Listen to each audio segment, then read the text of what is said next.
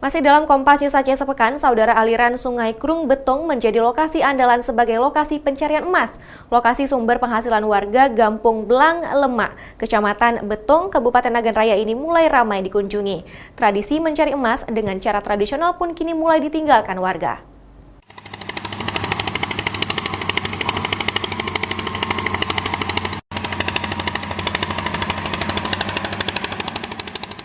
Aktivitas eksploitasi emas di aliran Sungai Krung Betong mulai marak dilakukan warga dengan menggunakan alat berat sejak akhir tahun lalu, kini mulai terusik.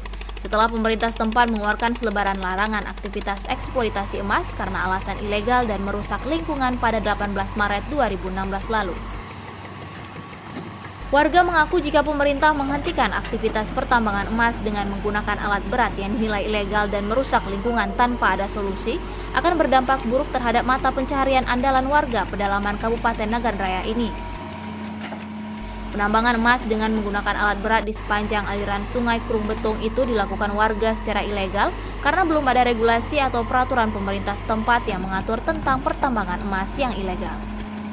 Warga mengaku selama pencarian emas dilakukan dengan menggunakan alat berat, peningkatan ekonomi mereka mulai membaik karena seluruh warga pedalaman ini merasakan hasilnya walau tidak memiliki alat berat, khususnya kaum ibu bahkan tak terkecuali anak-anak. Jadi persoalan ekonomi semua ada rezeki, ada peningkatan. Jadi dengan ada kerja di tambang emas ini, jadi semua masyarakat ekonomi memang bisa dikerjakan.